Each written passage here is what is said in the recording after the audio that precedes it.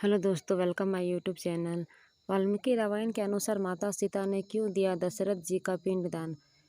पितृपक्ष के दौरान पिंडदान करने गया जी में और अनेक दूसरी जगह पर जाते हैं। ऐसा माना जाता है कि मरे हुए व्यक्ति का पिंडदान करने से उनकी आत्मा को शांति मिलती है, तो हमें अपने पूर्वजों का पिंडदान जरूर करना चाहिए। हमारे शास्त्रों में पिंडदान का बहुत ही महत्व बताया गया है।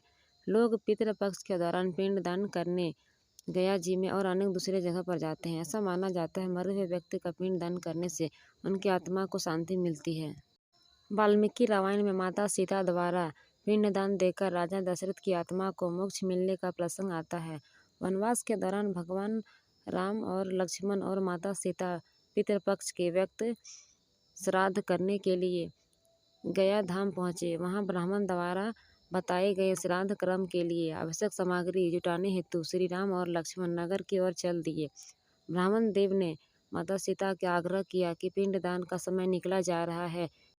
यह सुनकर माता सीता की व्यग्रता भी बढ़ती जा रही थी, क्योंकि श्री राम और लक्ष्मण अभी तक लौटे नहीं थे। इसी उपरांत दशरथ जी की आत्मा ने उन्हें आभास किया कि पिंडदान करने का वक्त बीता जा रहा है। यह जानकर माता सीता असमंजस में पड़ गई। तब माता सीता ने समय के महत्व को समझते हुए यह निर्णय लिया कि वह स्वयं ही अपने ससुर राजा दशरथ जी का पिंडदान करेगी। उन्होंने फाल्गु नदी के साथ साथ वहाँ उपस्थित वट वृक्ष, कौवा, तुलसी, ब्राह्मण और गाय को साक्षी मानकर स्वर्गीय राजा दशरथ जी का पिंडदान किया।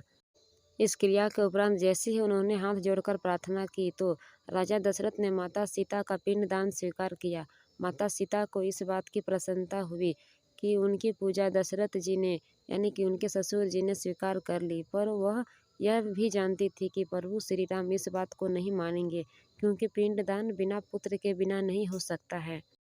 थोड़ी देर बाद भगवान श्री राम और लक्ष्मण सामग्री लेकर आए और पिंडदान के विषय में पूछा। तब माता सीता ने कहा कि समय निकला जाने के कारण मैंने स्वयं पिंडदान कर दिया। प्रभु श्री राम को इस बात का विश्वास नहीं हो रहा था कि बिना पुत्र और बिना सामग्री के पिंडदान कैसे संपन्न हुआ और कैसे स्वीकार कर सकता है। तब माता सीता जी ने वहाँ उपस्थित फाल्गु नदी, तुलसी, कौवा, गाय, वट वृक्ष और ब्राह्मण उनके द्वारा किए गए श्रद्धा क्रम की गवाही दे सकते हैं। भगवान श्री राम ने जब इन सब से पिंडदान किए जाने की बात सच है या झूठ यह पूछा, तब फाल्गु नदी, गाय, कौवे, तुलसी और ब्राह्मण पांचों ने प्रभु श्री राम को क्रोध देखकर झूठ बोल दिया कि माता सीता ने कोई पिंडदान नहीं किया, सिर्फ वट वृक्ष ने सत्य कहा। माता सीता ने सबको साक्षी रखकर विधि पूर्वक राजा दशरथ का पिंडदान किया। पांचों साक्षी द्वारा झूठ बोलने पर माता सीता ने क्रोधित होकर उन्हें आजीवन श्राप दिया। वहीं सच बोलने पर माता सीता ने वट वृक्ष को आशीर्वाद दिया कि उसे लंबी आयु प्राप्त होगी और वह दूसरों की छाया प्रदान करेगा तथा पतिव्रता स्त्री उनका स्मरण करके अपने पति की दीर्घ आयु की कामना करेगी। जो भी सुहागिन वट वृक्ष की पूजा कर अपने पति की लंबी आयु प्रार्थना करेगी, उसकी पूजा सफल होगी।